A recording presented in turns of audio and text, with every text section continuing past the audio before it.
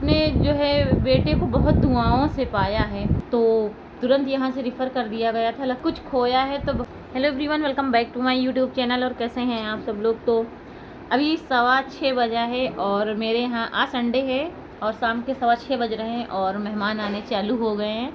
तो मेहमानों में सबसे पहले जो है अभी बुआ सास और मेरी ननंद नंदोई आ रहे हैं, भी रास्ते में हैं। बाकी के लोग कल आएंगे। तो कल है मंडे और कल है 29 अप्रैल। कल है मेरे बेटे का जन्मदिन।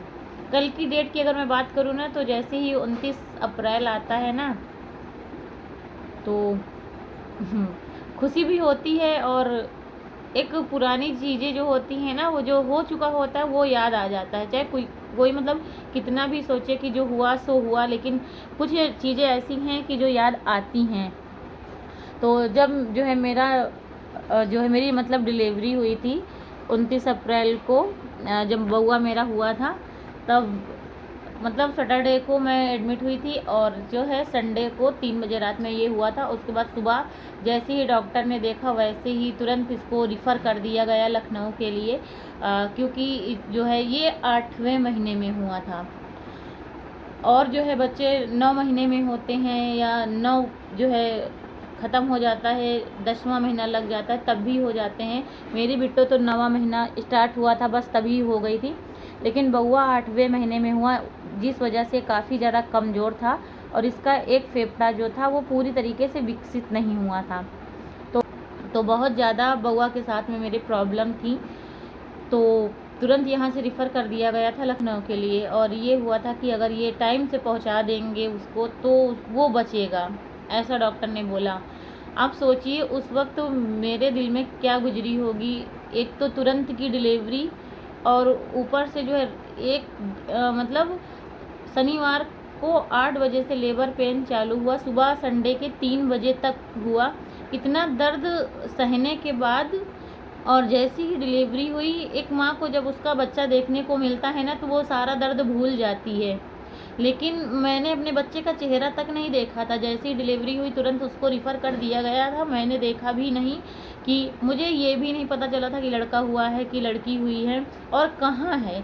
जैसे ही हुआ वैसे ही नर्स तुरंत जो है ओटी के बाहर जा चुकी थी और जो है इनके पास जो है उसको लेकर के पहुँची। तो ऐसा डॉक्टर वहाँ पे बोले, तो तब इन्होंने मुझे बताया कि ऐसा है।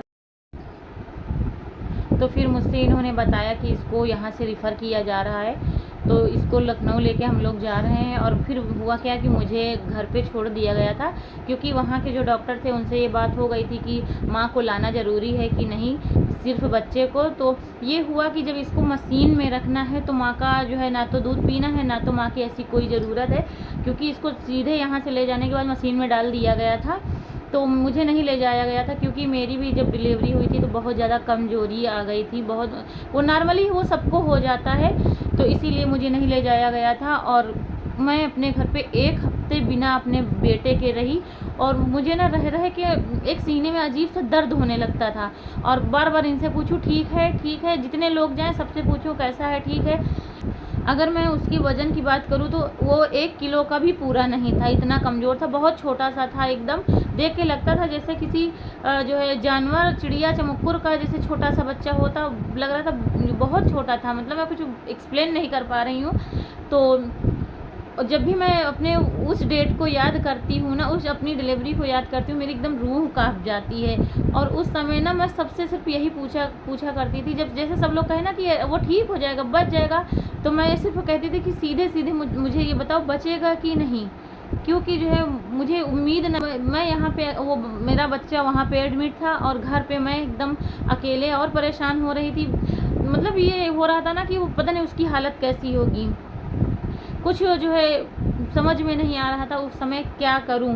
फिर मैंने इनसे बहुत मेरा झगड़ा हुआ, फ़ोन इनको बार बार करूं कि जाओ दिखाओ जाके। तो वीडियो कॉल में दिखाते थे, लेकिन वो सिर्फ मशीन पे लेटा रहता था और उसके पूरे शरीर में कोई भी ऐसी जगह नहीं थी कि जो खाली थी। हर जगह पे उसकी नली पड़ी हुई थी, इंजेक्शन लगे हुए थे, दोनों पैर में, दोनों हाथ में, मुंह में, नाक में, हर जगह पे उसके कहीं ऑक्सीजन लगा, कहीं क्या ऐसे करके था। उसके बाद धीरे धीरे मशीन, ये बोले थे कि मशीन में है कवर हो जाएगा, ठीक हो जाएगा। क्योंकि मेरी डिलीवरी मतलब 8वें महीने में तो हुई थी, लेकिन नवा लगने में सिर्फ 1 हफ्ता कम था। तो वो 1 हफ्ता मशीन में रखे थे, तो जैसे ही वो 1 हफ्ता कंप्लीट हुआ वैसे ही मतलब वो ठीक हो गया। फिर उसके बाद जब डिस्चार्ज होने की बारी आई तो पता चला उसको जॉइंटिस हो गया है, क्योंकि कमज़ोर तो था ही, जॉइंटिस हो गया। और इन्फेक्शन बहुत ज़्यादा उसके पेट में इन्फेक्शन जो बहुत ज़्यादा बढ़ गया था, बहुत ज़्यादा इन्फेक्शन था। तो वो भी कंट्रोल करने में बहुत ज़्यादा टाइम लग गया था। तो मैंने ना अपने जो है बेटे को बहुत दुआओं से पाया है, बहुत दुआओं से। तो इसीलिए ना एक तो होता क्या है ना कि मैंने कभी भी जब मेरी जो है बिट्टू जो है, मैं बिट्टू के टाइम जब प्रेगनेंसी मेरी थी, तब भी मैंने भगवान से ये कभी भी नहीं कहा कि मुझे बेटी देना या बेटा देना, कभी भी नहीं कहा। मैंने सिर्फ भगवान के सामने जब भी माथा टेका तो बस यही बात कह रही थी कि जो भी देना सही सलामत देना। बाकी मुझे जो है ये कभी भी नहीं चाहिए था कि नहीं मुझे बेटा ही चाहिए या मुझे बेटी ही चाहिए, ऐसा कभी मैंने कुछ नहीं कहा। मैंने भगवान से बस ये कि जो आपकी मर्ज़ी हो अच्छा देना।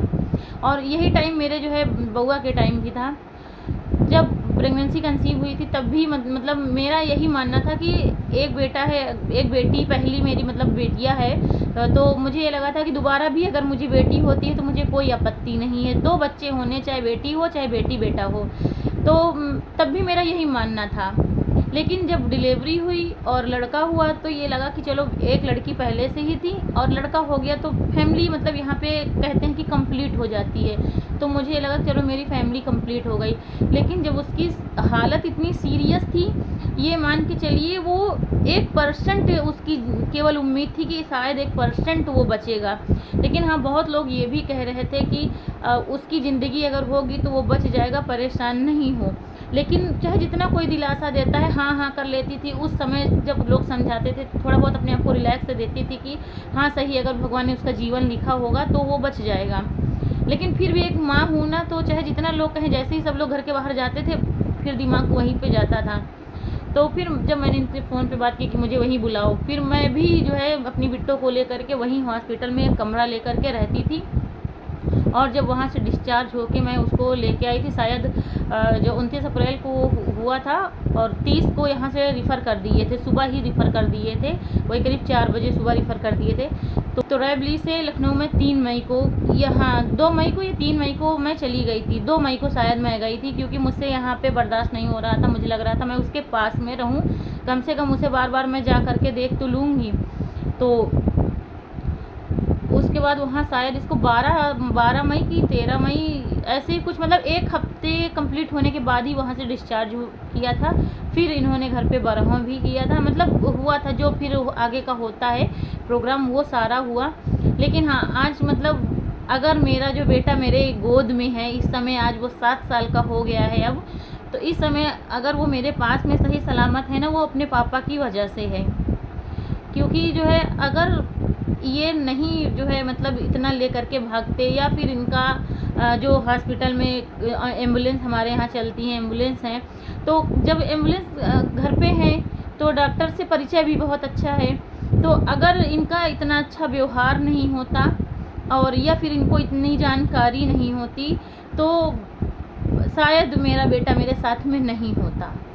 तो ये तुरंत ही लेके भाग गए थे और एक जो है मिनट की इन्होंने देरी नहीं की कि जो है अगर डॉक्टर ने कहा कि आधा 1 घंटे में पहुंच जाओ लखनऊ इसको लेकर के, बहुत ही अर्जेंट है क्योंकि बहुत सीरियस था, तो ये तुरंत पहुंच गए और एक जोड़ी कपड़ा जो पहने थे बस उसी में भाग के गए थे।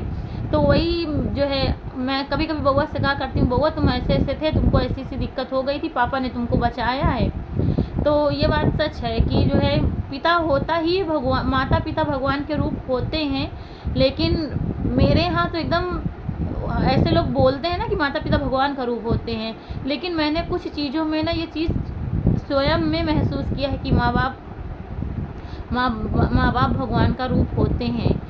तो आज जो है मेरा बेटा 7 साल का हो गया है, तो आज मेरा बेटा 7 साल का हो गया है और आप लोग भी उसे ढेर सारी ब्लेसिंग दीजिए, जो है उसकी आगे आयु बढ़े। आयु से याद आया कि फिर मैंने उसका नाम भी, तब कोई नाम नहीं सोचा था, फिर मैंने उसका नाम आयु ही रखा था। अभी भी कुछ लोग, मेरी चाची हैं छोटी वाली, वो मेरे बेटे को अभी भी आयु ही कहते हैं, उनके बच्चे भी आयु ही कहते हैं। तो आयु मैंने इस वजह से उसका नाम रखा था घर का, क्योंकि जो है मुझे ऐसा लगा था कि ये बहुत ही जो है परेशानियों में बच के आया, बहुत ही सीरियस कंडीशन थी, और ये जो है ये समझ लीजिए मौत को मात दे करके ज़िंदगी को इसने पाया था। इसकी आयु बढ़ी, इसको नया जीवन मिला, तो इसीलिए मैंने इसका नाम आयु रखा था। फिर धीरे धीरे बहुत से लोगों ने कहा कि आयु नाम नहीं रखना चाहिए, एज से रिलेटेड नाम नहीं रखना चाहिए, तो फिर मैंने इसका नाम आयु हटा दिया। और फिर मेरी बड़ी वाली बहन जो इलाहाबाद में रहती हैं, मैंने उसका नाम सारांश रखा, और सारांश नाम मेरी बड़ी वाली बहन ने रखा जो मेरी इलाहाबाद में रहती हैं। तो स्कूल का नाम तो सारांश ही है, और घर में तो उसको सब बउआ बउआ कहते हैं। तो बस यही छोटी छोटी ऐसी चीज़ें होती हैं जो ऐसे मौके पे याद आ जाता है, ना चाहते हुए भी कुछ चीज़ें होती हैं ना, वो याद आता है। तो फिलहाल ये 29 अप्रैल और 29 अप्रैल के बीच में ये इतना समय जो बहुत कष्ट वाला था, वो सब जो है काटने के बाद आज का ये दिन मुझे मिला। मेरी लाइफ की धीरे धीरे छोटी छोटी जो चीज़ें हैं, क्योंकि लोग अच्छा ही जानते हैं, लोग जो है अगर कोई किसी चीज़ में सफल होता है ना, मतलब मैं ये यहाँ पे इस बात को छोड़ो, कोई भी बात पे अगर कुछ लोग सफल होते हैं ना, तो ये नहीं लोग देखते हैं, ये देखते हैं कि हाँ जो है मतलब उस समय जो होता है वो देखते हैं कि हाँ सब बहुत अच्छा है। लेकिन कुछ चीज़ें ऐसी होती हैं कि उसके पीछे का जो है संघर्ष बहुत बड़ा होता है, उसके पीछे कितना कष्ट सहा गया, कितनी तकलीफ़ थी, वो शायद लोगों को नहीं दिखता है। तो जैसे अगर मैं वीडियो नहीं बनाती होती तो कोई बात ही नहीं थी, लेकिन बहुत से लोग हैं, रिलेटिव हैं, तो वो लोग जानते हैं ये सारी बातें, बताने की कोई ज़रूरत नहीं थी। लेकिन जैसे और मेरे बहुत सारे सब्सक्राइबर हैं जो अभी नए नए सब्सक्राइबर हुए हैं, मेरी लाइफ के बारे में जान रहे हैं, तो उनको मैं ये बताना चाहती हूँ। बाकी तो जब से जुड़े हैं मेरे साथ बहुत से लोग, तो वो धीरे धीरे देख ही रहे हैं कि क्या क्या लाइफ में चलता है। मैं सब कुछ शेयर करती हूँ आपके साथ में, और बहुत सारी ऐसी बातें होती हैं जो लगता है कि मैं अपने यूट्यूब फैमिली से सारी बातें शेयर करूँ। तो मेरी ज़िंदगी में मैंने बहुत कुछ खोया है तो बहुत कुछ पाया है, और कभी सुख कभी दुख ये सब लगा रहता है। तो चलिए इस वीडियो को यहीं पर करते हैं, फिर मिलेंगे नेक्स्ट वीडियो में। और अभी जो आ रहे हैं दीदी लोग, बुआ लोग, तो सबकी वीडियो बनाऊंगी, फिर नया ब्लॉग आप लोगों को बना के दूंगी, आप लोग देखिएगा। Bye bye, take care.